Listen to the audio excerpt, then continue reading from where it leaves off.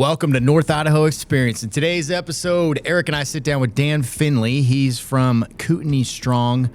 Dan has a brilliant mind and has a great vision for revitalizing, bringing industry to North Idaho while preserving the values that we all love here.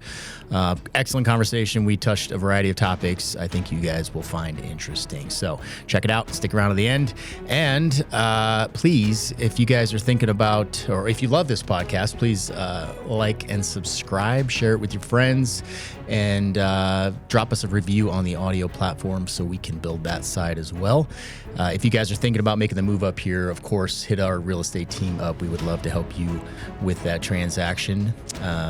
We are all former public safety and or veterans. So we got your back. Give us a holler. All right, enjoy the episode.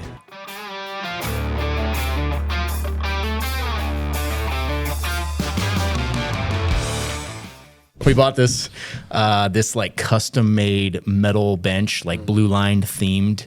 It's a tailgate, and I mean it's cool. Oh, it's engine parts. Like the company that was selling it was like a diesel motors place, like an off-road accessory. It weighs 9,000 pounds, I think. It takes 3 men and a boy to move this thing, but it's really cool. And the tailgate. So I tell everybody it's a tailgate from a police Crown Victoria. Which, if you know anything about Crown Victorias, they don't have tailgates because it's a car. And everybody's like, "Oh yeah, that's so freaking cool," and then they don't even catch it. But it's my favorite joke. It's not lost on me. It was good. Thank you. So January 31st, hit up the Red and Blue Foundation website for details. I'm sure it's all on there, how you can get tickets and buy tables and all that stuff. We can link it in some of our videos too. It is a lot of fun. It's going to a great cause, and you'll see some very good, the conversation we're about to have today is some very community-minded individuals. Yes. That's what you're going to find there. I think one of the foundational principles of a involved community is their respect for their first responders, and we have that here. We rock that shit. Yes, we do.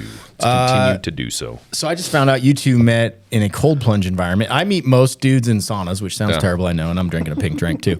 But you guys met cold plunging. I mean, that's somewhat more. It's a nice way of saying we met half naked in the lake. Yeah. That's what I'm talking about. With a lot of shrinkage. Yes. There was shrinkage. Yes. It was awesome. So it was like an elderly turtle. Yes. It was exactly because I was inverted. You know what I mean? But yeah, Daniel lives in Hauser. You still live in Hauser? I do. Nice. Yeah. So there's a little Hauser Facebook group. Look at and you I was known as the crazy guy because I was the dude that was like jumping in the lake all the time right off the boat Oh, launch. yeah, Because I was that winter. I was doing it like 76 Every days. day, Yes, dude. Every day. Cut a hole in the ice, and it's kind of known as being a little bit nuts. Well, I put a message out there and said, "Hey, if anybody wants little nuts." Is that what you're saying? Yeah, little nuts. Exactly, 100%. Didn't start off that way. They're kind of impressive, but regardless, I put the message out to the townies there, the Hauserites, and I was like, "Hey, if anybody wants to come join me," and one dude show up, and it was this guy. It's like, that's so cool, man. Yeah. It takes a lot of balls to continue with this pun, to get into the water when it's freezing cold like that. Especially when you've never done it. Yeah. Well, I was listening to a lot of Joe Rogan at the time. Oh, buddy. Yeah, obligated. There we go. And now you end up on the so podcast. I appreciate you. Yeah, you got me into it. You're Nice. like, okay, this is how you get started. Yeah, but he showed up in flip-flops, bro. I told him, I was like, booties are a game changer, That's gangster. man. Yeah. And he hung it out. He hung in there because my feet are what will knock me out if I don't have booties. I don't put my hands in still. Whenever I do it, I keep my hands up. That was a tip you showed. A lot of people do, and I'm like, oh, good on you. Yeah. My circulation's not that good. If you do it, you got to like put them under your armpits. So I'm surprised you don't put your feet in. You got big old nasty hobbit feet. Like, that's why they hurt, bro. Like big old joints. They are some big fleshy snowshoes, dude. But they're a little sensitive. Just because they look gnarly doesn't mean they're tough. All right, it's all for show. I'd hate to rub those things. I never have, for the record. I don't know why. The fact that you're imagining doing that. I don't even know why I said that. I went too far. That's right.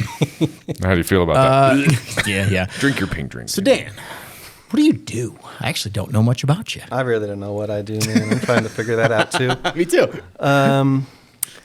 I don't usually share this, but I am on like city council for Hauser actually. Mm-hmm. And then we probably connected through Kootenai Strong, Kootenai Strong. And then for my day job, I do marketing. I work in crypto, so it's like, just think of it as SaaS, right? Software as a service. They have marketers. I do the same thing. Okay.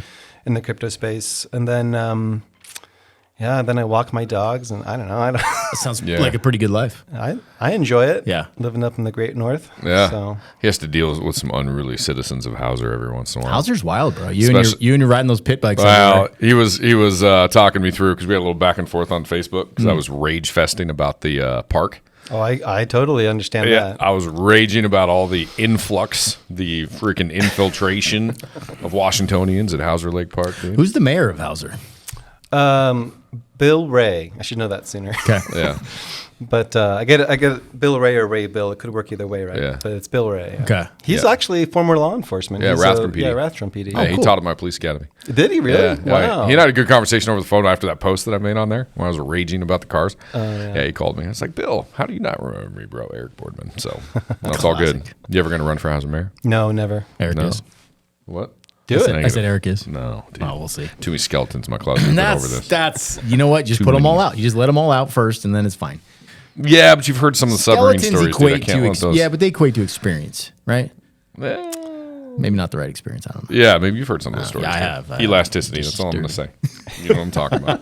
I know what you're talking As long as it's not real skeletons, you'll probably get away with it. Yeah, that's true. Yeah, it's that's just true. shenanigans. And even that.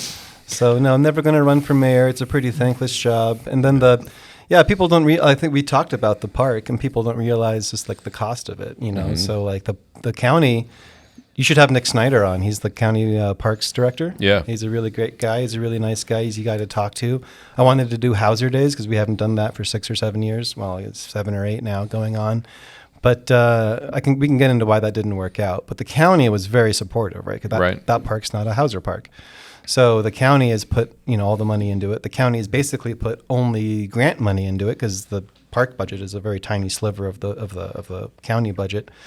And so, he would love to start charging, right, and have the county start charging out-of-staters for it. But you need to have power out there first. So first he's got to run power out there.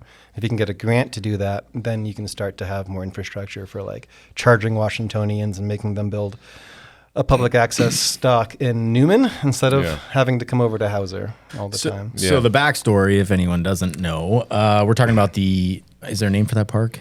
It's just the boat launch at Hauser. We call it the Hauser Park. That's going to be the name from now on. Hauser's not a huge lake. When people nobody thinks about Hauser when you come out to Coeur d'Alene. Coeur d'Alene's a massive lake. It's the iconic one. It's where all the famous people stay. Should we say don't? You wouldn't like it there. You wouldn't like it. No, Hauser's terrible. Not that great. But but truly, Coeur d'Alene's kind of the big iconic one that everybody thinks about. It's massive. It's where all the famous people hang out. It's where Gaza Ranch is. That's where you're going to get like Sydney Sweeney out on the boat and all that stuff. Oh, really? Right?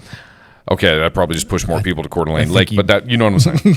So that one's busy. We'll balance it out. Adam Levine is also on the lake. There you right? go. So Exactly, and you can't unsee that. Yeah. So Hayden Lake's also gotten pretty busy. There's a lot more houses around the lake, and then I think underrated. You have Twin Lakes, you have Spirit Lake. Pend Oreille is one of my favorites. Dude, yeah, so big, so deep, just cool. And then Hauser's kind of a tiny little just round lake up north of Post Falls, and it kind of is sister lakes with Newman Lake, which is just onto the Washington side. Are they connected somehow? No. Oh, okay. So there's not like like a that slough, kind of, sort of.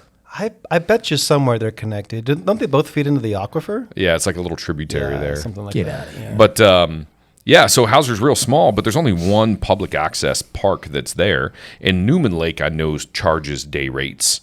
And Hauser doesn't. So on the really nice weekends where it's like 95 or 96, Hauser gets absolutely flooded, and it's all free parking.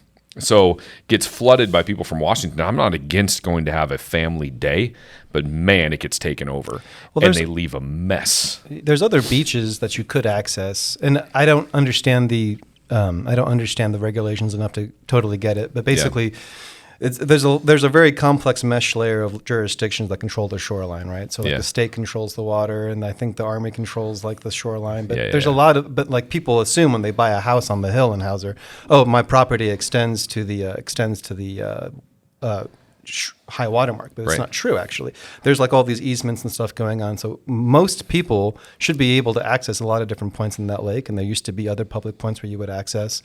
And sometimes those plots get bought out. Like where I live in the village in Hauser, right? There used to be like a resort, and some of my neighbors who are like 50 or 60, they learned to swim at that beach, but then it got bought, unfortunately, and turned into a. But there's other places where people have just put no trespassing signs, where they have no right to put a no trespassing sign. Yeah. Because they assume it's, well, I bought this property, the whole thing is mine. So, well, there are lines on a map somewhere, and I know it's arbitrary, but you do have to respect that. Yeah. And so they'll come out and yell at people, old timers who have lived there for decades, and be like, no, who are used to having this access, right? Which is too bad. Yeah, that would be a bummer. And this is a common theme we're kind of been talking about a lot across all of North Idaho. Do we charge out of state people a different fee or a fee where we don't charge locals? Yes, I agree, man. I agree. That low barrier for entry will be enough to keep some of them out. Yes. And allow our citizens who pay taxes here and live in this community to access. I don't know if it's just about keeping them out. Like I'm not against like being generous. It's more like you just have to pay for your your services. So if you're paying property tax and you're not paying enough probably to cover the services, but at least you're paying into it. And if you're not paying into it, then you shouldn't use it for free.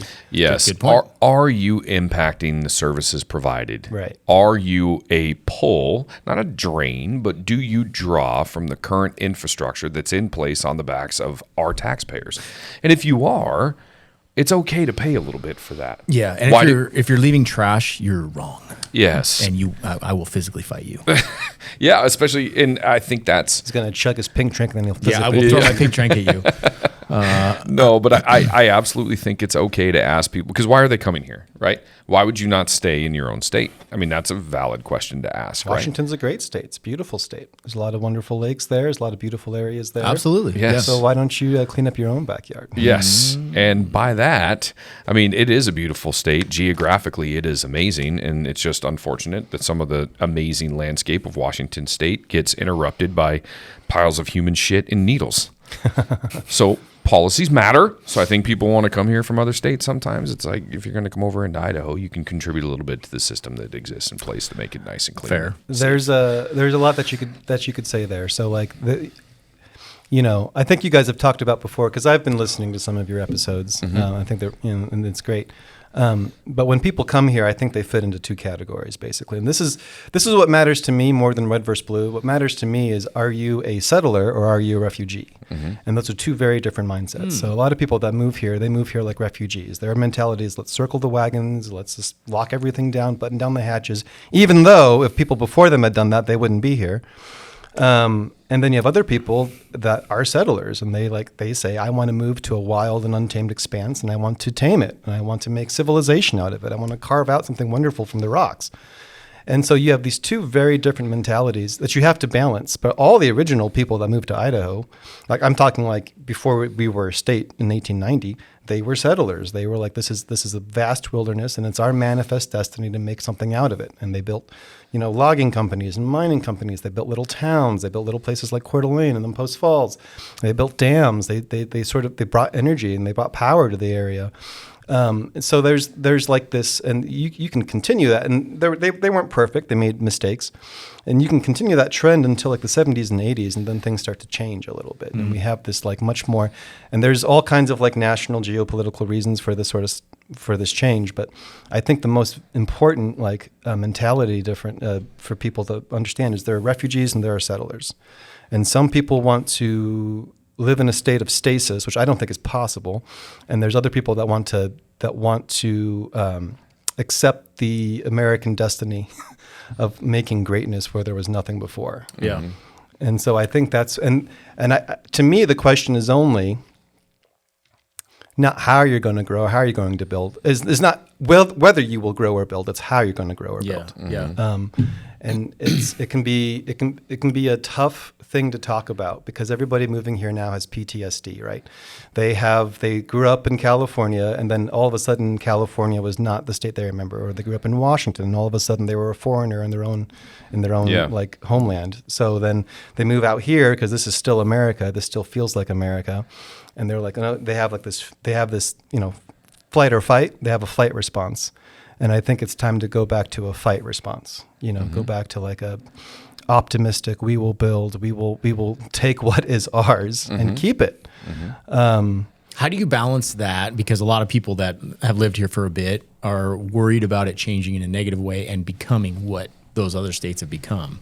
Is that possible to balance growth and not let that happen? Well, I think there's a lot of different planes there, right? So like culturally, like, you know, are we talking about like balancing how the culture changes? Are we balancing how the growth changes? Like those are two different things. Are we balancing how like infrastructure like develops? That's another layer to all those different things. And like culturally, I don't think when I say settlers or refugees, I'm speaking purely culturally, right? Because that's going to have a major impact. People that say they want to keep it the same way, I fully respect and understand that, right? Like I'm really torn on this. You know, I'm really torn on this because on one hand, I totally get like, hey, I was born in a small town, I grew up in a small town, and I kind of want to die in a small town.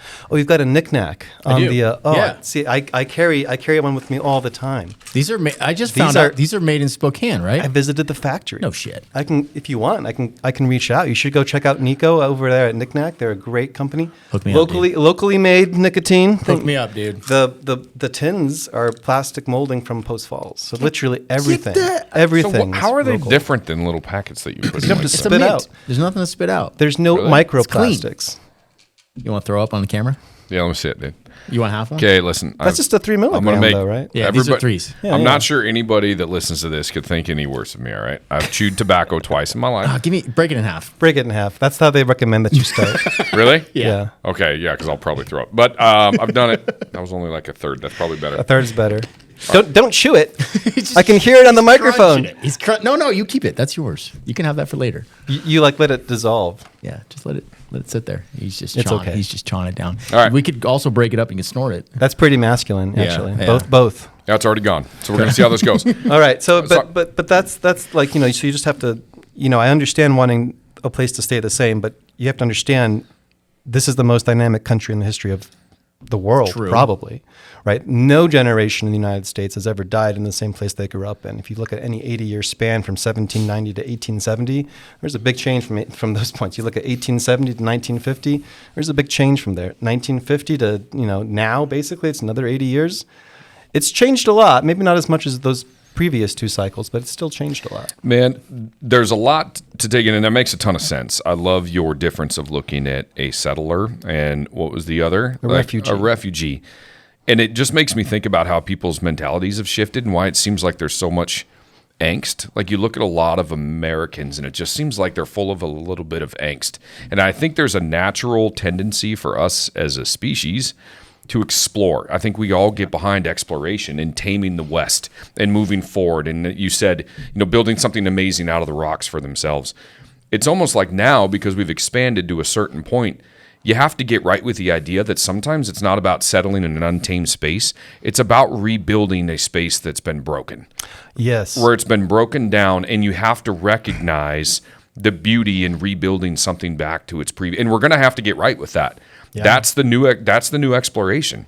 Yeah. How do we take these towns and cities that have been ruined and broken Yeah. and look and say, we can make something beautiful out of these again? Their heyday may still be tomorrow. Yes. It looks worse than it did 20 years ago, but because we're running out of space, right? Like, so there is no more. And I think some people do come to Idaho for that because there is some of that freedom. And I think that a lot, when you bring up California and Washington, never living there have they felt like they were in the minority. And by minority, I'm not talking about race at all, but just their lifestyle and their values and their philosophies. And all of a sudden, I hear it all the time. The clients I went and met up at the Timbered Ridge build, they can't openly speak their mind and what they believe in, and they can't wear a pro-cop shirt, and they can't have a Trump sticker on their car. Yeah. Because they're shouted down immediately. That's crazy. And I think the refugees, the fear of the refugees, right? You said they don't want change. I don't think it's that they don't want infrastructure and growth. I think they don't want the values to change. Sure. That's the fear. Sure. But I think that's reasonable. I think that's reasonable too. I don't want the values to change either. Right. But if anything, like the values have gotten more conservative. Yes. Because of these people moving. I agree. And I say this a lot, and people don't believe that. But if you look at the voting patterns of the people that are moving here and their likelihood to actually go out and vote, it's definitely, this state is becoming more red. Not only has Idaho become that way, Texas has, Texas is fighting the inflows from the south, but the inflows from the west has made it more conservative. Right. Florida has become, was a purple state in 2000. Yeah. And 20 years later, it's unrecognizable, not just because of DeSantis, but also because of all the people that are moving there. Mm-hmm. Right. So, and you look at some of their tax burdens, and a lot of people are going for those reasons, but they also want to be around other like-minded people. There was just an article that came out talking about Boise, because Boise's blue, and Boise's been blue for a while. Like those little pockets of Boise proper is blue. And there was an article basically complaining that they feel on an island because the rest of the state has gotten so red. And then they listed a bunch of the things that Idaho State has adopted. Like they made it illegal to support basically transitioning, gender reaffirming stuff for kids. And that was in the last 2 or 3 years. And then lined out a few other things that were obviously conservative in nature. And there were Boise. Such a radical idea. Yes. Boise liberals were feeling alienated and isolated because the rest of the state's so red, which goes back to a conversation I had today. How does a state like Washington get right when the citizens that would tend to vote conservatively towards those values are leaving? There's no balance. It gets back to what you were saying before that I really, really liked. It's like when you run out of the frontier, what do? This is actually a really big problem, right? Because people say we used to be a melting pot, and it's kind of true.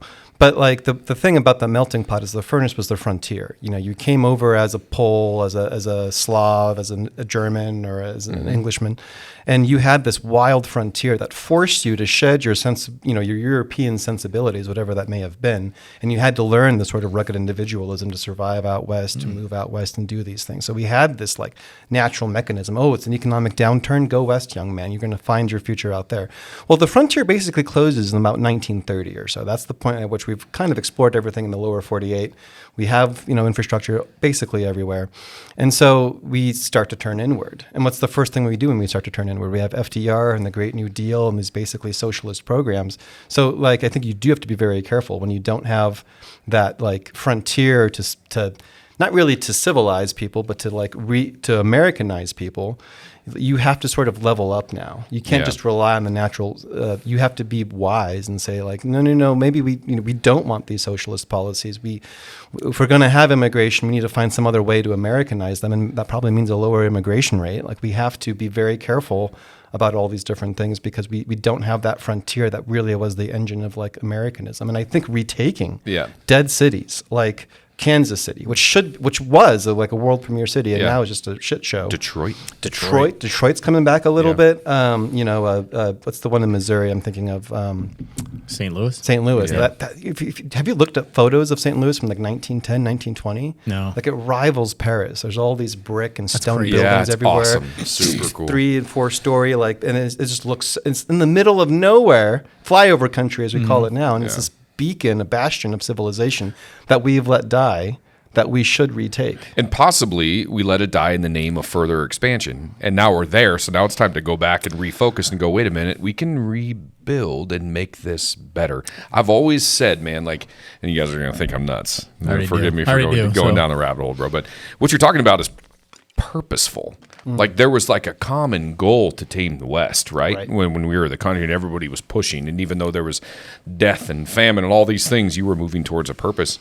And I've long said, sometimes I think what the world needs is a common purpose, which to me was always space exploration. That is, I was going to say, space is the next frontier for the U.S. Yes, Star Wars. The next manifest destiny is the moon and Mars. Those belong to us. Yeah.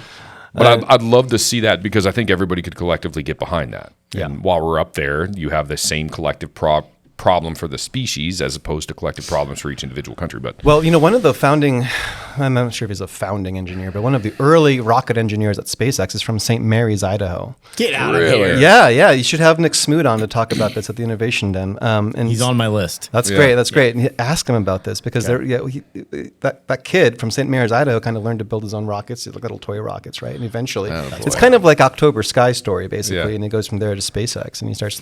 There's actually a history of not just entrepreneurialism, but industry in this area that I think is worth recovering. Weird, because there was still a frontier to tame and some exploration. So it almost sparks a deeper part of your brain. Yes. How do we get back to these, rehabbing these cities? Is that making the U.S. an industrial nation again and like revitalizing that side of things? Well, I don't think that Coeur d'Alene really needs like a heavy revitalizing work, right? So like this kind of plays really well into Kootenai Strong. So I'll just like bring that up now. Sure. Yeah. Shoehorn it in. Yeah. Beautiful. But there was this architect that came from Boise who was a conservative architect, which is rare, right? Like rarely, I don't want to get into all those reasons, but you don't usually have architects or those types of people be conservative.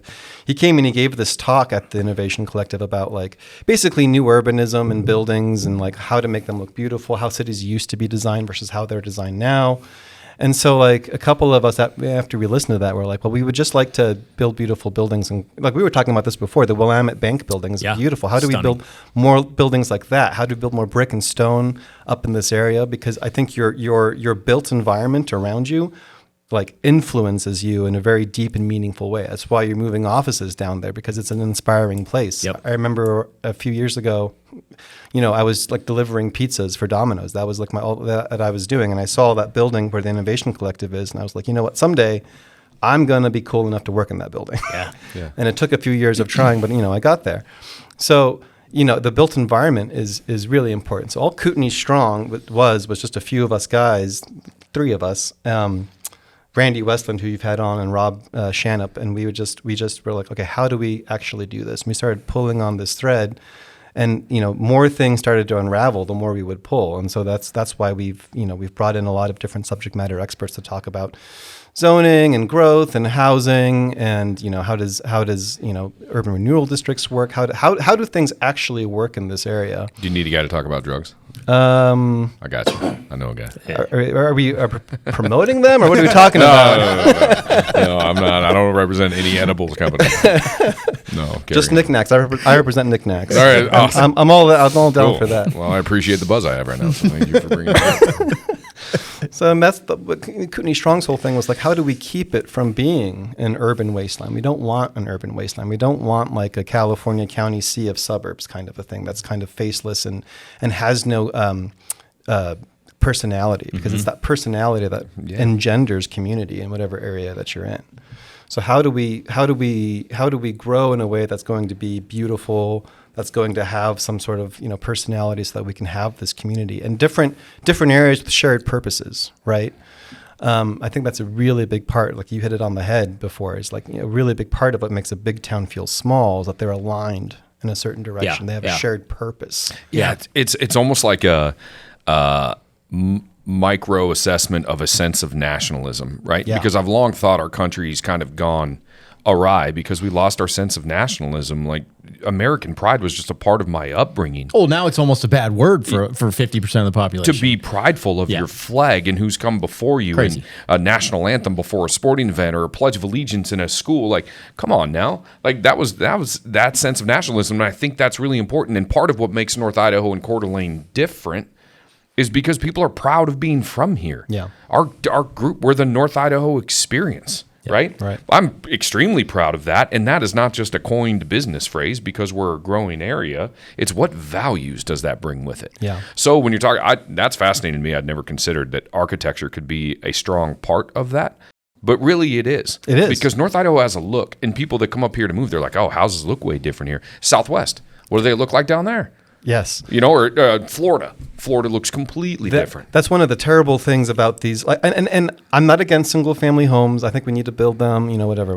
But that's one of the terrible things about like the McMansion, like single family neighborhoods that we are built. No offense to you realtors. Dude, but fine. in No. the Fine. past, you used to have to adapt what you built to the environment that was there. So the Southwest is To the resources that are available. to the materials and to the weather, Yeah. right? So if it rains a lot, you have to have a different type of roof than where it doesn't, like in the Southwest. And- Stucco. Yeah, exactly. Yep. And but the modern world has allowed us to basically ignore nature and say we're going to build the same thing everywhere for the sake of the bottom line. Cheapest cost, yes. And that's why places lose their Interesting. personality. That's why they lose their certain, like, what makes them them. And honestly, I can sit here and say that driving through old neighborhoods around here, you're like, Yeah. like Dalton Gardens, you're Dude, like, yes. this is cool. This Yes. is like, it's a throwback. It's like a little Downtown homestead. CDA. Yeah, I just love like 2nd Street. It's kind of like hidden away. No one ever drives down 2nd Street in Oh, Coeur yeah. d'Alene. But I did that recently. It's just beautiful. or old the homes. Garden District, Sanders Beach. Yeah, I mean, yeah. they are Awesome. Some amazing It's cool. places there. We know we had Randy Westland on the podcast recently. He's the new mayor of Post Falls. I just saw him last night at the Chamber of Commerce thing. But Randy is all, and I love it. The same vision. He's all about that downtown Post Falls, south of the freeway, Spokane Street, putting in buildings that have that character. Or some character. Yes. Like everybody wants to go back. But one of my favorite pastors in college, a thing he would say all the time was, the way back is the way forward. Yeah. You never go back. You can't go back. But you can go back to like what it should have been, but even better if you're willing to go forward. And that's scary and that's dangerous. And we're not always going to get that right. And it's going to take a lot of conversations, which is why I appreciate what you guys are doing. A platform where everybody can talk and sort of and hopefully maybe in the future have discussions about like, I love it. really what it should look like, what it should feel like. Or how about debates and some civil discourse? We've talked about that in here. I would love to be able to have like a forum. Can I make like a request? Yeah, please. Can you have Dan Gookin and I on together? Do you want to do that? I would love to talk to Dan Do you think Gookin. Dan would do it? I feel like he probably would. Probably. We're both named Daniel, right? So true. for the sake of the Dans, Mr. Gookin, you should come on, because I agree with a lot of what the new mayor-elect of Coeur d'Alene is saying too. Like he was saying, like we got to make things beautiful. Coeur d'Alene can't build out, so it's going to have to densify, and I think he's right on both those points. But we could talk about but then the devil's in the details. How do you densify without without ruining what you already have? And he's concerned about that, and I'm concerned about that, and I know we have two different takes on it. And it would be good for me to work through that with a public official like him who's been there for a long time. Hauser doesn't matter. Hauser is a completely different. Hauser is rural. Wait till I'm the mayor, bro. Just stand by. Okay. No. See, you said it. No. Yeah. Hold you to it. Planted a seed. Yeah. I like Bill actually. Oh, so do I. Oh, I'm not in opposition. He to that at all. doesn't know this, but his son just got married to one of my former students when I was a teacher. Oh, no way. But I haven't told him that. She hit me once. She full out slugged me. Really? But yeah, that family is a great family. Let him learn about that at Thanksgiving. All right. Oh, I Let him think learn he's about learned that. already. Good. So. Attaboy. But- well, it's crazy when you're explaining the city. It's wild because you're almost personifying it, which actually makes some sense to me. Oh, for sure. It has a soul. Yeah. Character, like you Yeah. said. When you're thinking about like the human experience and how many times you go back in your life and you're like, all right, how often did I want to change my image? Did I want to change my look? Did I want to change certain values within myself or whatever it is? And you kind of try, and you get out, you're like, I'm going back, right? I'm going to go back to what is at my core, and how well established your core foundational principles are generally what's going to bring you back and kind of reset. Yeah. Everybody's got baseline, right? Coeur d'Alene has a hell of a baseline. Oh yeah. So within a city, if you don't know, and this goes back to repairing it, when you're looking at St. Louis, Detroit, what is our baseline? Let's be honest about this. What characterize our city, and then how do we get back? Yeah. Well, and we were talking about places changing before. What's a really, really great exercise is to go through like the history of Coeur d'Alene, like go to the museum or whatever, and look at Coeur d'Alene for every 10 years, like 1900 compared to 1910 to 1920 to 1930. Yeah. It looks different every single 10 years. It's changed. Yep. 1970 to 1980, big change. 80 to 90, big change. 90 to 2000, big change, right? And so we had a bunch of mills and we had a bunch of mining. We had all these jobs through the 90s into the early 2000s where they started to shut down thanks to George W. Bush. So then it shifted into like a tourist economy, and love him or hate him, and I kind of like him. But for the Hagedons, this place probably would have died because tourism was the only industry, and they were the only people able to keep it going. Yeah. And we're at this inflection point now where we've gotten enough new people here. There's a lot of new talent and new ideas, and new energy. Mining and logging, maybe they'll make a comeback, but they're not going to be this like anchor industries that we used to have. So what is going to be the anchor industry? And I think we have to have some conversations about what that looks like and what it should be. Mm-hmm. Do you have thoughts on that? Because I didn't see this before I moved here, but I recognize it now that this place is a hotbed of entrepreneurialism. Is that the future?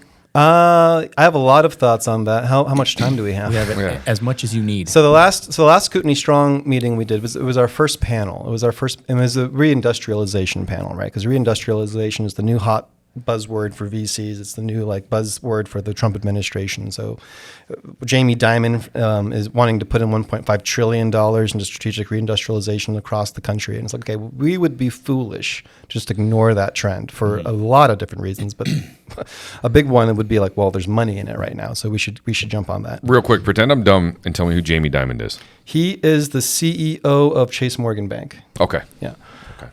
So like we don't have to. I'm going to look really stupid if that's wrong. Yeah. Well, I heard it. I was like, oh. Something to do with J.P. Morgan. Okay, that's the guy. Yeah. And so we want to reindustrialize, and the question actually is how intentional do we want to be? So the panel talked about that, not a lot, not as much as we should have, but we did talk about what level of intentionality do we want to have when we move forward? Because there's one school of thought that's like, let's just keep taxes as low as possible. Let's deregulate as much as possible. And I'm for both those things. And then whatever happens sort of happens entrepreneurially, right?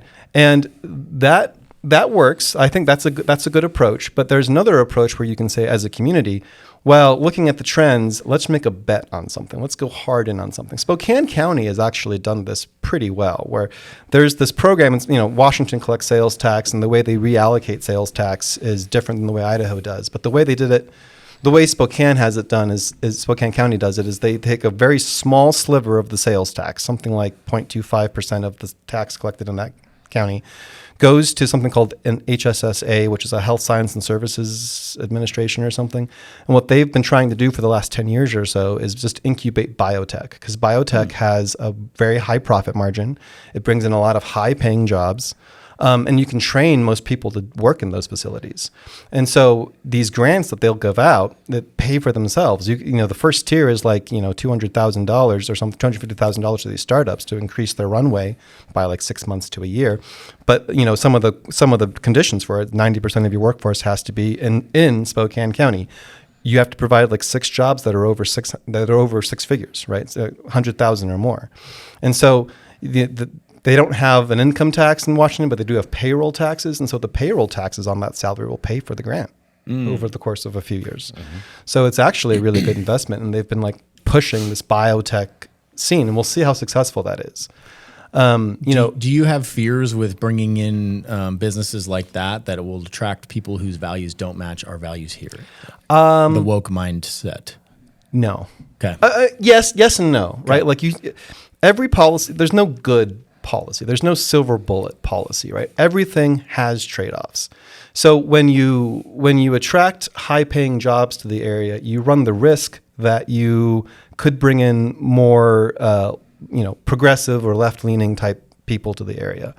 But, here's what I would say to that. There's two things. I'm a little miffed that we just assume that people on the right should be poor. Like, why don't we just believe that we get to have like, high-paying and good jobs too? Like, I think that you're right. That is a why is that our natural assumption? Everybody makes that. I make that assumption. Oh, right. If you're rich, you must be to the left. We need to change that. Yeah. And the second thing is, if we have enough cultural things here that are going to keep those types of people out, probably, right? Like if you are a big believer in being pro-choice, you're not moving to Idaho. True. If you are a big believer in like guns kill people, not people, then you're not moving to Idaho. I've brought that same thing up. I think naturally there will be people that won't move to Idaho regardless of how well, like that, just because there's a stigma attached to Idaho, and generally we're conservative, we're faith-based, we're pro-2A, right? You have the stigma of being American. Yes, exactly. We're proud. We stand for the national anthem. We hold our hand over our hearts. I don't know what that is. And honestly, I'm going to go back to that where, you think that because you're right-leaning, you can't have high-paying jobs. There's still that belief that you need a college education in order to get a high-paying job. Yeah. You need a 4-year institution to provide you that piece of paper to have a high-paying job, and most tech jobs are like that. And I firmly believe that colleges have stopped preparing people for jobs in the outside world. It's changing. And they've become more about indoctrination. Yeah, Randy Westland breaks that down. He was at MIT. Yeah. And he breaks down what it was like being a conservative, faith-based, proud American at that one of the highest level institutions we have in our country, allegedly, right? So I think that's where some of that comes from. Well, and have you ever had a friend that moved? Well, I don't know where your guys' story is so much, but have you ever had a friend that moved to like Portland or Seattle.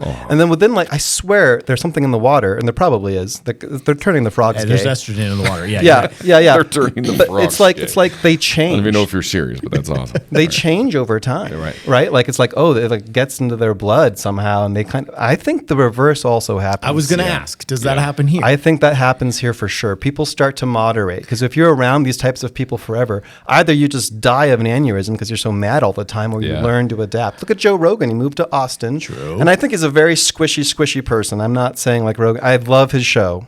Have me on, Joe. Yeah. But I love his show, but he's starting to explore Christianity now. He's starting to have more guns now. But look who he surrounds himself with.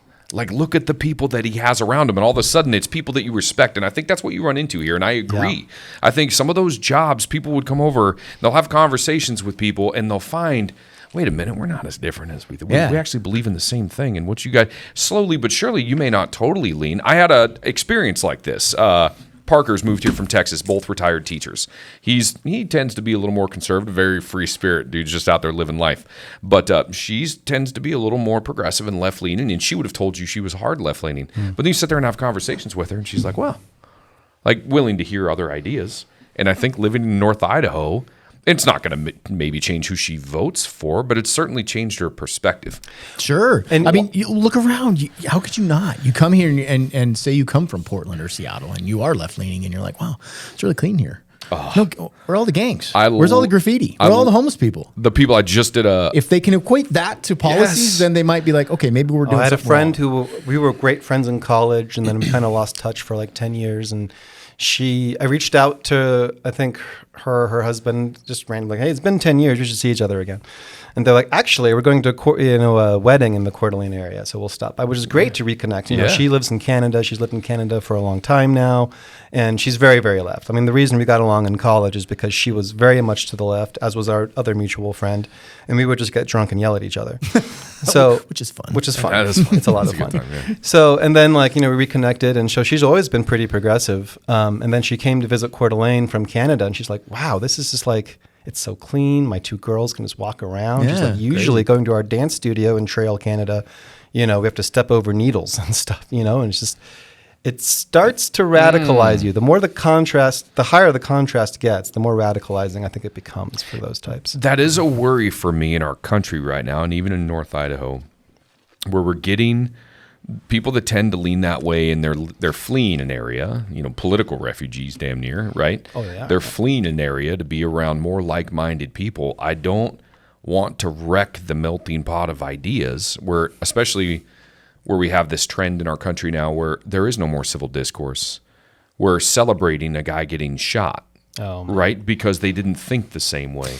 So I don't want to end up I don't want to go back to being purely tribal, even though we're naturally tribal. It creates an echo chamber, dude, and echo chambers are dangerous. Yes. Even if it's stuff you agree with, you should be concerned if you're surrounding yourself with people that don't ever disagree with you. Yes. That's a problem. I agree. The Charlie Kirk stuff, we shouldn't talk about too much, because I will get you demonetized and jailed if I share my full, true opinions on that.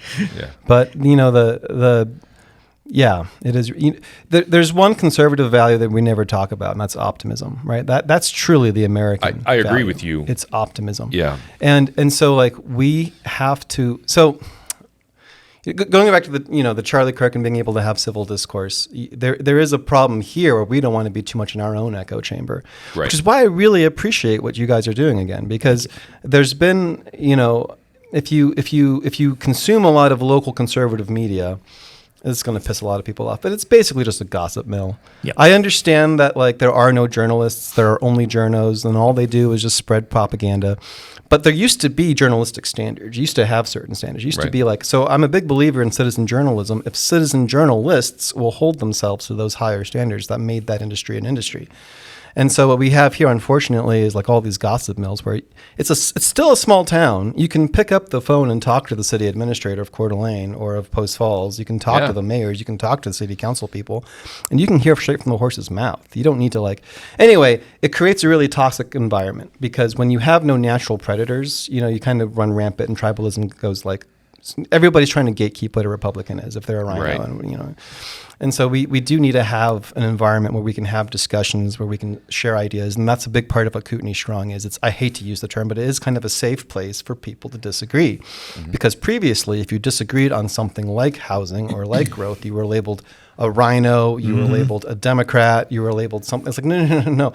Like, these are wisdom decisions we need to make. To make those wisdom decisions, we have to talk about them. To talk about them, we have to talk from first principles and not just, go back to heuristics and labels. It's funny. I wrote principles down. We were going to talk about it. I'm big on principles-based philosophies and discussions. And I also think when you're looking at a successful area, and it's hard not to say North Idaho isn't successful. It is. It's growing like crazy, right? I know median home prices are going up, and that kind of sucks. But by and large, it's extremely safe. Our crime rate's really, really low.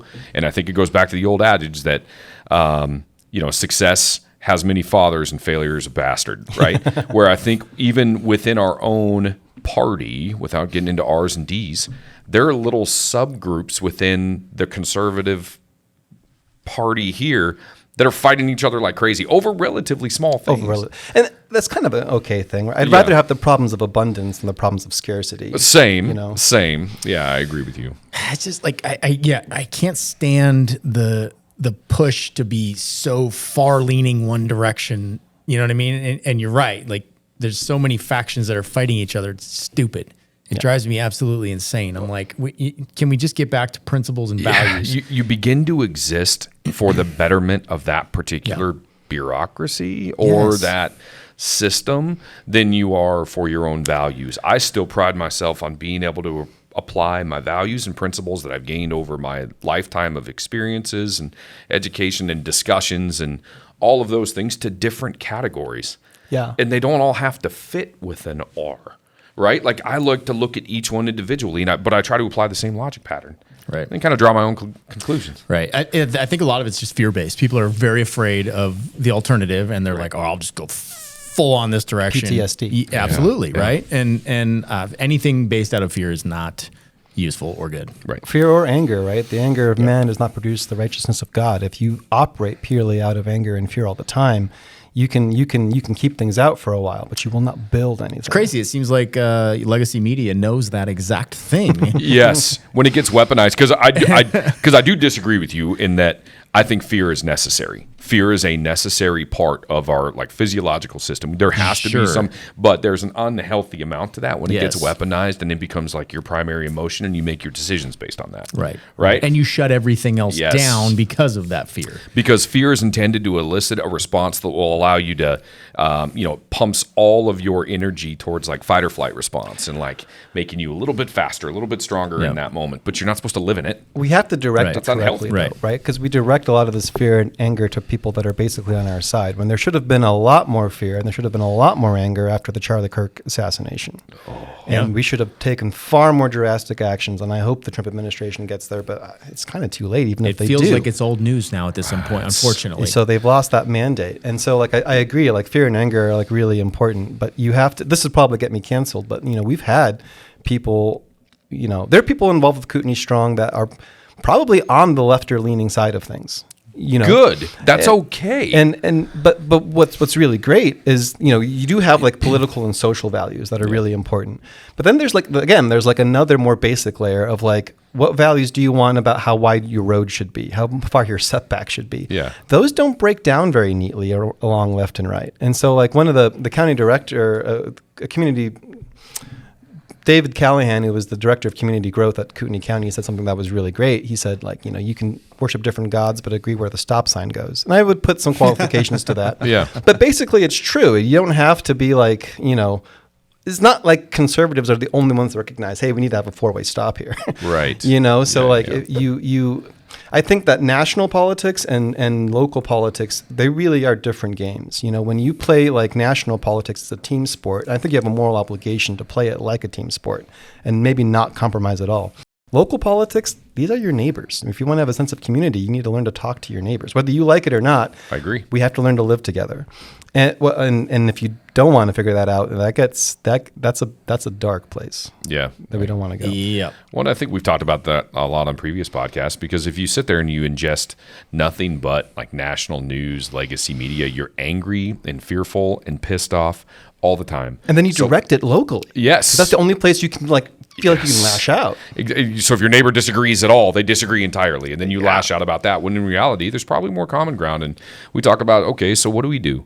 What's our role here? And you and I talk about this. What's our role within the podcast as we've gotten a little bit more political, not R&D, but more just having people on and having open discussions. I think you be the example. You let other communities see that North Idaho is relatively successful in comparison to several other cities, and just be an example. Say that seems to work there.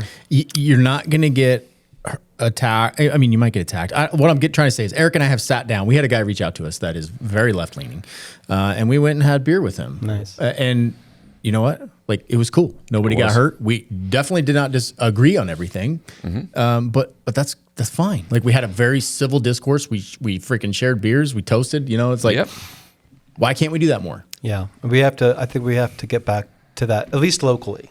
Sure. At least locally, it's something that we should. I honestly don't care that much about the federal government because I can't affect any change there at all. Right. Well, we can care, but I can't do shit about it. Okay, but we can get to that in a second. I want to ask you guys a question first. I know where you're going with this. Yeah, go ahead. Well, if we want to go there, we can go there later. So I know you guys have talked about like the competition for good people, basically. Oh yeah. I don't know. I kind of want to get your opinion on this. So like, I actually think that Florida and Texas are winning that, right? Because they're attracting people. They're attracting typically younger, more dynamic people that start businesses and build things. What I see here is if you look at like the average age in Kootenai County, it has steadily risen for 20 years. Yeah. And the median age is still going up. I should say median, not average. And it's not we just need to watch that trend because the home prices are going up. You can't really start a family. There are no starter homes. There is no appetite to create zoning that has more starter homes, except in Post Falls now. I see that as potentially a problem because when you are a retiree and you've made your money and you've done all these different things, you're not going to suddenly risk it. You are risk off when you are like retired because you're trying to preserve what you have, which fair enough. But what I want to do at least is say, let's actually build up the entrepreneurial spirit, and not just the entrepreneurial spirit, but also the spirit of industry back in the area. And that will require young people to work those jobs. That will require a lot of training. That will require a lot of capital that's put at risk to invest in those types of ventures, which sometimes fail and will sometimes fail here too. You're not going to bat 1,000. So there's a little bit of tension for me. Like, I don't look at it as like, if we only have, let's say, retirees moving here, I think it gets to be different. And I love our retirees. I love our elderly citizens. I don't want to throw away the Hauser vote.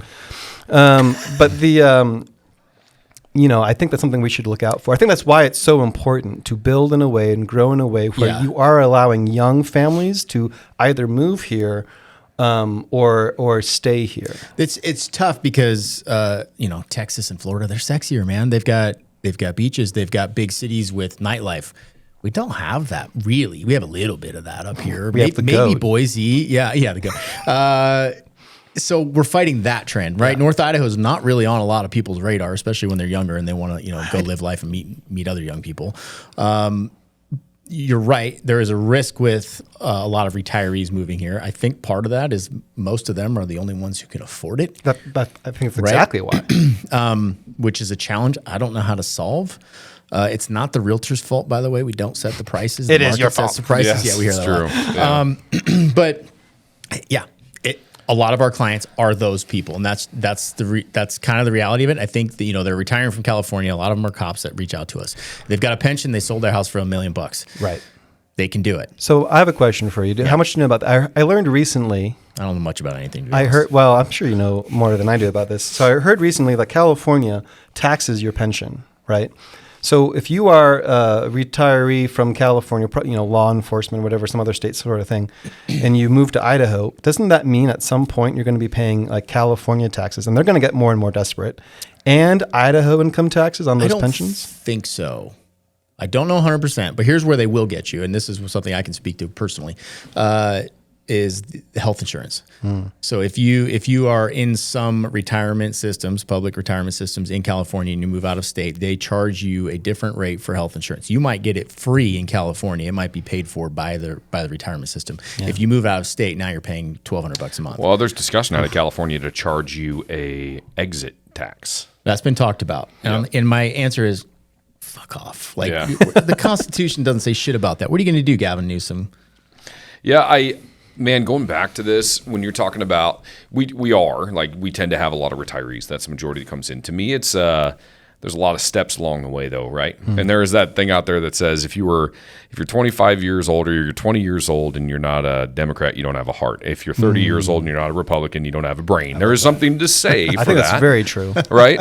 And a lot of that's about life experience. So the ones that are moving here have, and I tell this to kids, I would tell it with your son when we have a conversation. Yeah. Go get enough life experience and live enough places to be able to make an informed decision on where you want to live and raise your family. Yeah. A lot of people moving here have that experience. Like, this is where I want to be. This is why. And they're the ones that will ultimately vote on some of these policies you're talking about that can attract a younger generation of industrial growth because they recognize the benefits of encouraging a continued area like this, right? The growth in a community like this. So it's tough. And when you start going down that route, this comes back to what we were talking about before about the entrepreneurial spirit and just low taxes and low regulation. That can work. But the problem I see with that is, the free market, if you have a free market, right, you have to have, that assumes you have two parties that are on equal footing, right? You've got two people making a contract, or you've got two cities that are competing for something. You've got two corporations that have similar sized armies of lawyers that can kind of fight for these different things. If all you have are entrepreneurs who are building, and there's nothing against small businesses, I love small businesses, but if all you have is a bunch of breweries and mom and pop shops and knick-knack stores, that's not really an economy. Mm-hmm. If you have a little holster operating, we were talking earlier, I used to work at Alien Gear Holsters, which is great. It was okay. That's not, that does not an economy make. What makes an economy is you have a wealth generating industry, which was lumber and mining, and now is going to be, we don't know. But it can't be tourism. Tourism is not a great anchor anchor industry for your local economy. So you need to have these second and third order businesses, that supply that make life worth living. But you need to have the first order industry that actually can generate wealth, and we have to ask what that is. And if you have Nick Smoot on, what he'll tell you, and I think he's right, is that's robotics. There's a pretty impressive robotics program at NIC. There's a bunch of different patents that are coming out of that right now. Oh, cool. And he can give you a lot more details than I can on that. But I think we should be intentional. I don't think we need to let the market decide all these things because, the market, man was not made to serve the market. The market was made to serve man. Mm-hmm. It's like the Sabbath, right? Mm-hmm. The man was not made to serve the market was made to serve man. So say the same thing about our government yet. Exactly. Yeah. Mm-hmm. Yeah. No, so you have to, and the reason I bring up the free market is because if you have a bunch of small-time entrepreneurs, they will not be able to compete against large-scale industries or corporations because they're not on parity. They're unequal. Absolutely. I mean, look at Amazon. So there's not a free market between right? them. Yeah. Right. I love to shop local and do as much as I can, but there's such a disparity between, what and how quickly you can get things from Amazon and how you can find it locally. And price. It's hard. Yeah.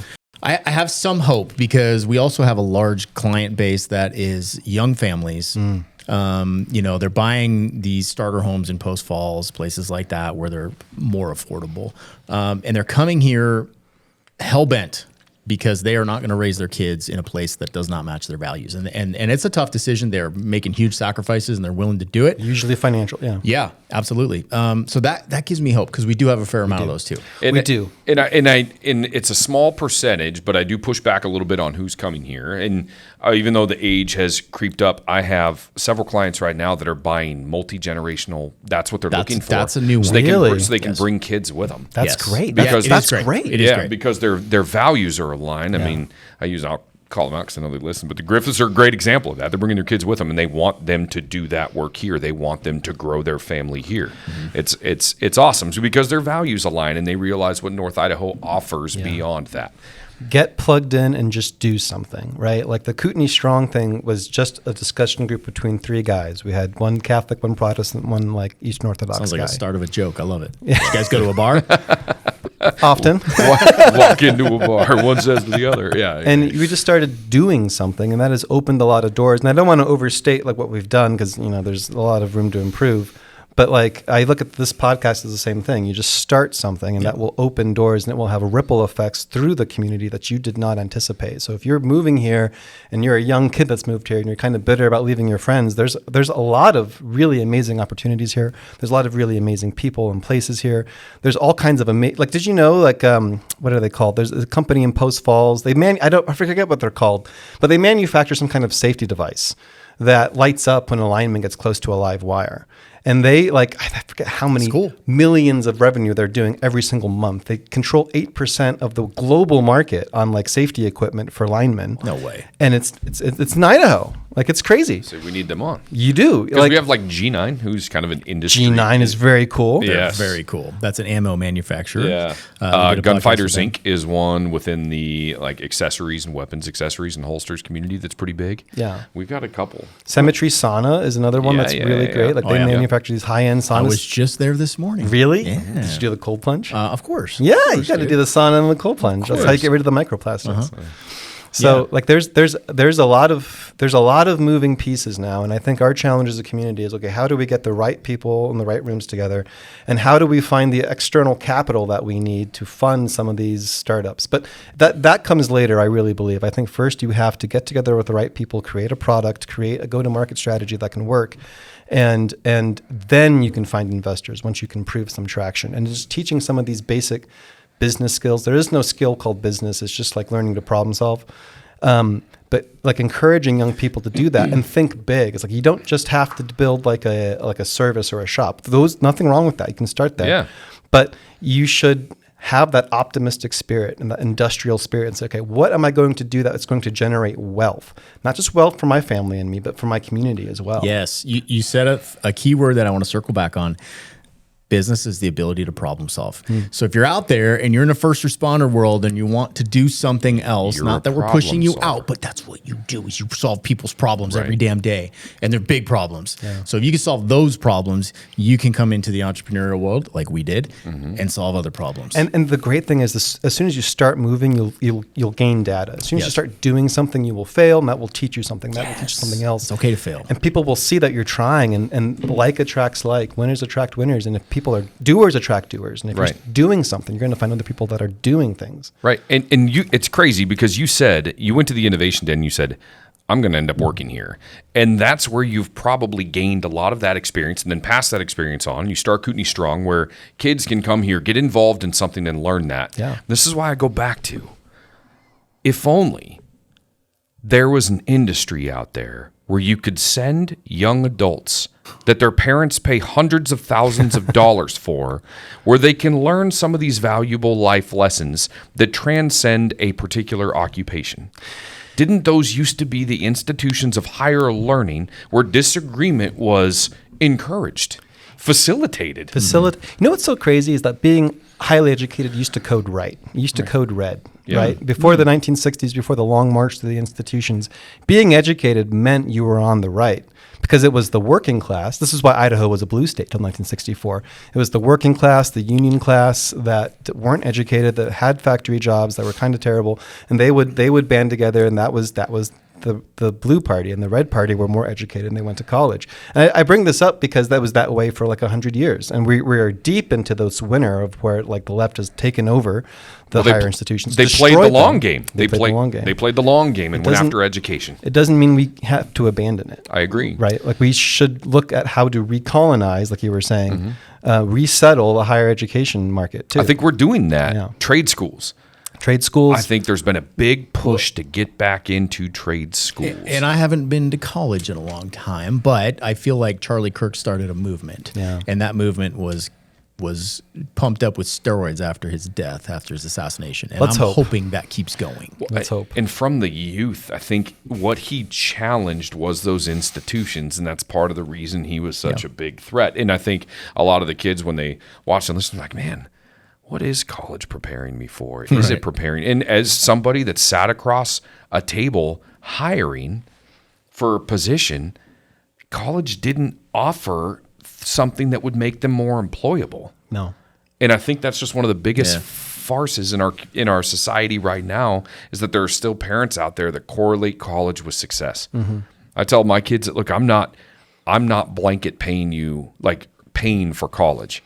Like, show me a plan. Yeah. Right. Yeah, oh yeah. I've been putting money aside since my kids were babies for college, and they have a substantial amount of money right now, but neither of them want to go to college. And I'm like, okay, I'm good with that. Yeah, absolutely. We will find a way. My son wants to take that money and figure out how to buy his first home, so as an investment, so he can start doing rentals, something. You know what I mean? And I'm good with that. House hacking. Yes, he's all about it. Tell me more about Kootenai Strong. How you guys meet? When do you meet? How often? We meet pretty irregularly, but we meet basically once a month. Okay, and then how many people are there now? It really depends on the type of meeting we're hosting and who we have coming to speak. Like, because you want to facilitate conversations. So, like at the high end, when we did our Reindustrialize panel, which is the biggest event we've ever done, it's probably 40 to 50 people, which for us is a lot. Usually, it's more like 10 to 12. Or Is anyone welcome?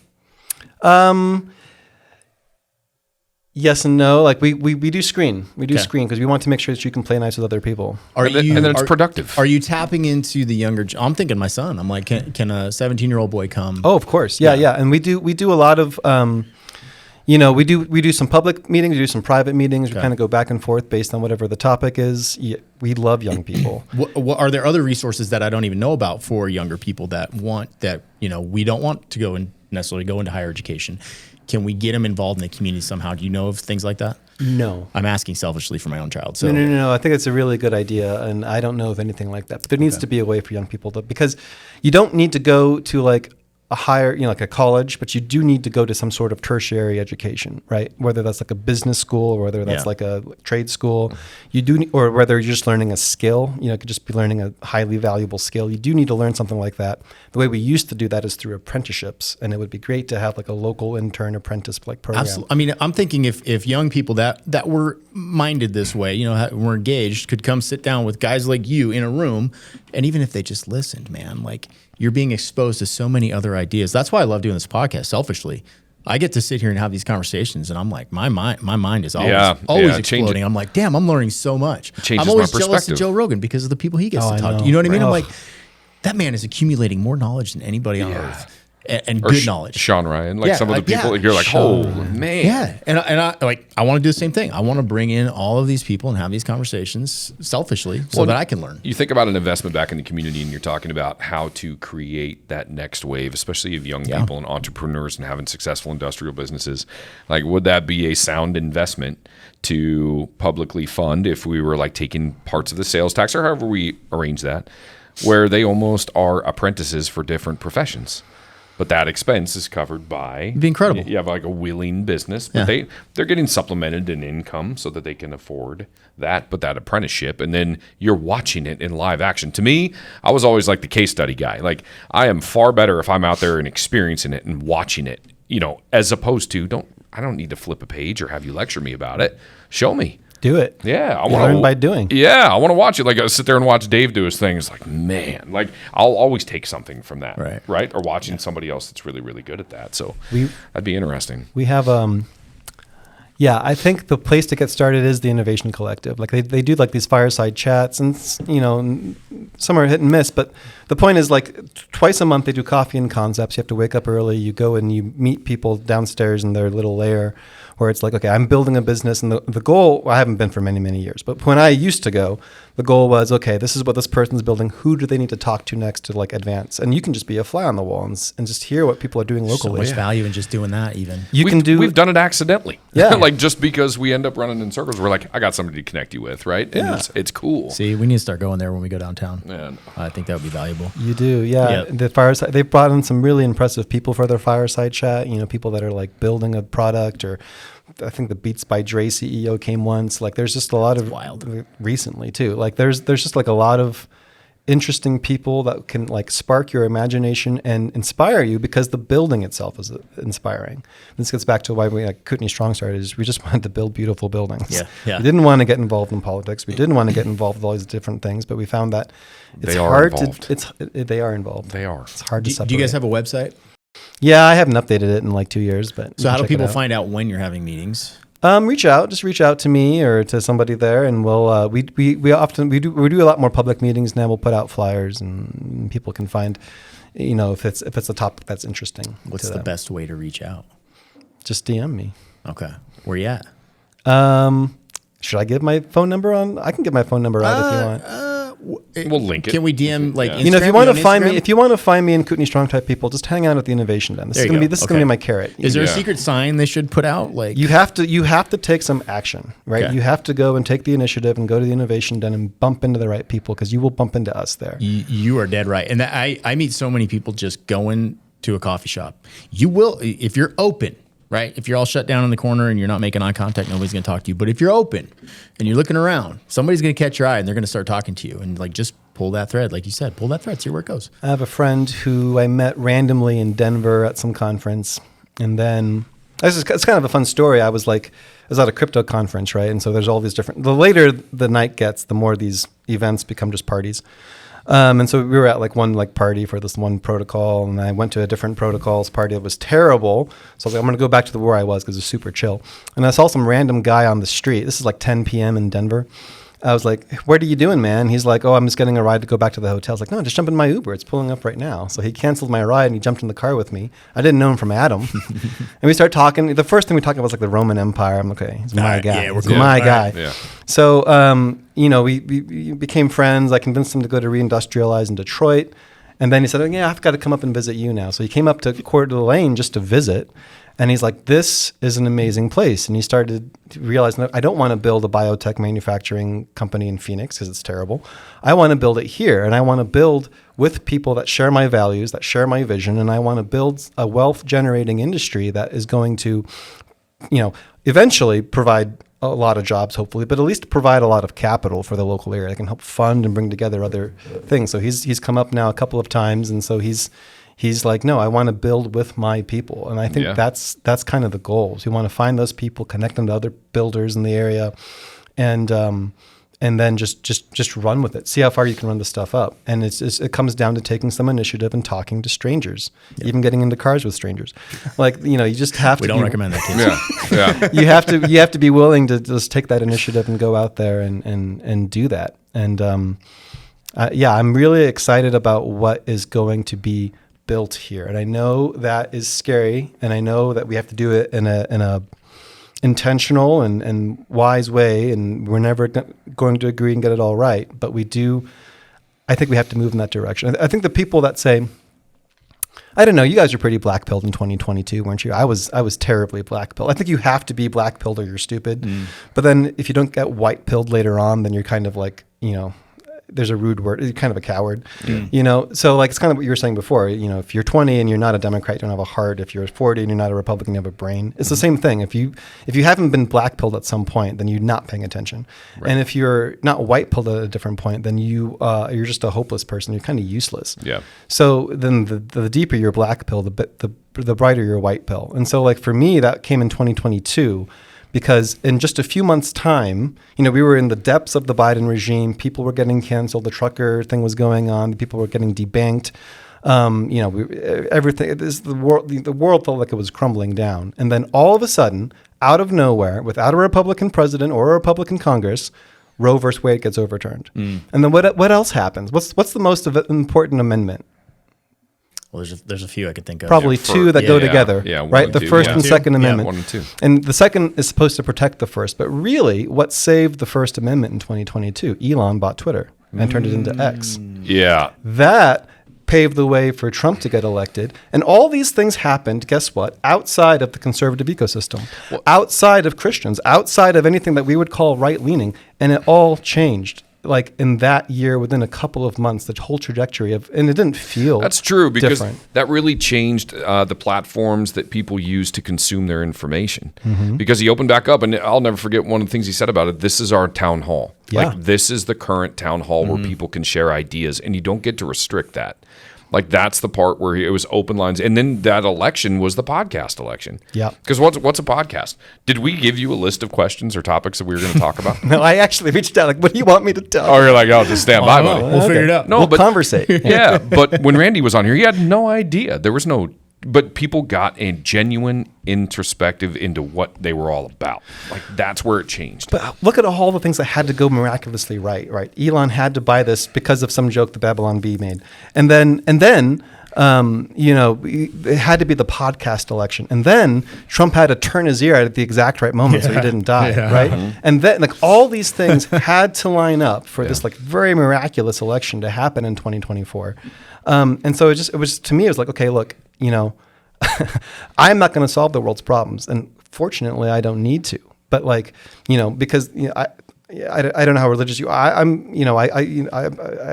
a Christian, so that's what I believe. Mm-hmm. But what I took away from 2022 is, like, God is in control, God is in charge, and it's not for me to decide if things will work out or not. It is only mine to be faithful with whatever is in front of me.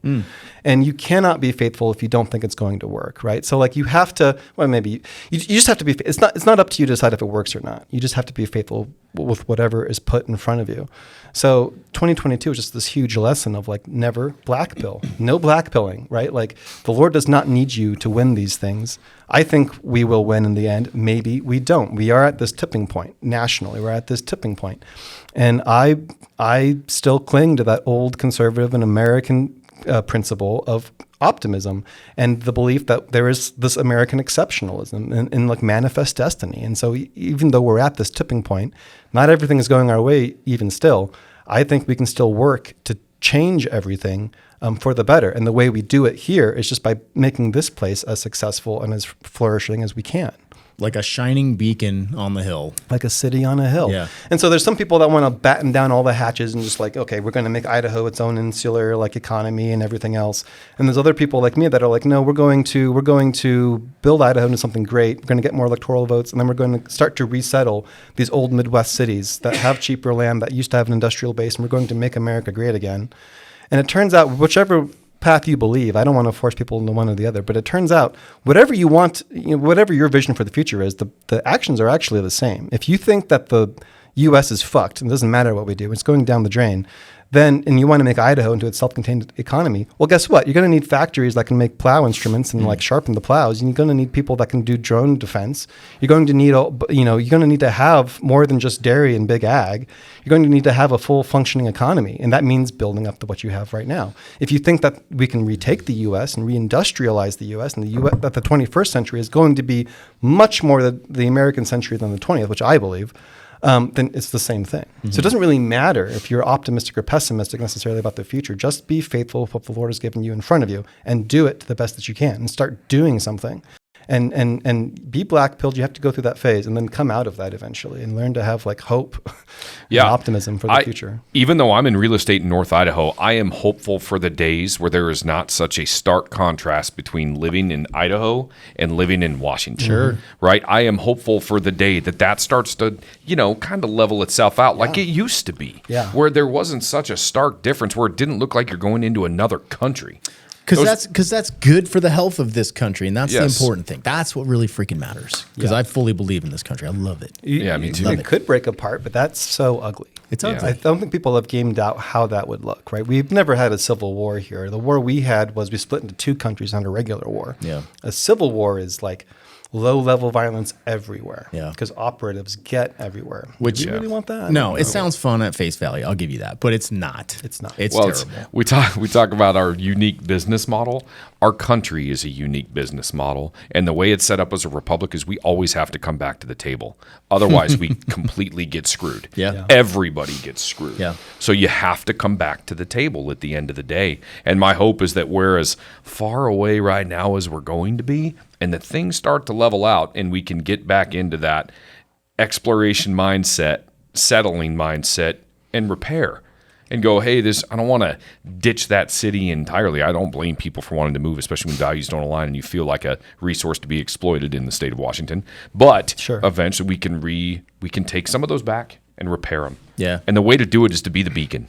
What have I called Idaho for the last year? The sanctuary of sanity. Yeah. Right? Continue to be the sanctuary of sanity and be a good example for the other ones. Yeah. We're facing a lot of problems for which there is no policy solution, right? Like we have one of the major political parties in the U.S. literally wants to destroy the U.S. They don't think of it in those terms, but the end result of their policies is the destruction.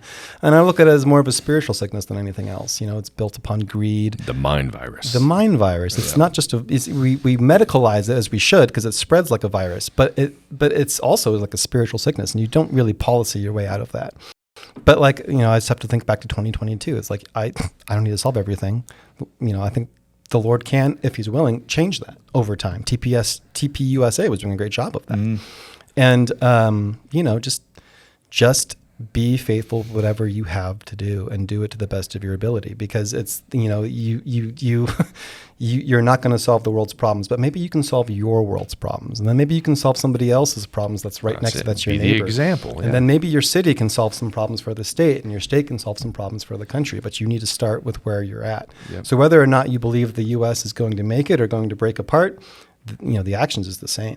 And it comes from the settler mindset of that was prevalent in American history. Like, we are exceptional. We are dynamic. We are going to build. We're going to carry the flame of civilization forth come hell or high water. And tomorrow's going to be a better day. Yeah. Yeah. Right. Yeah. Optimism. Gentlemen, on that note, we got to end it right there. That was beautiful. Yeah.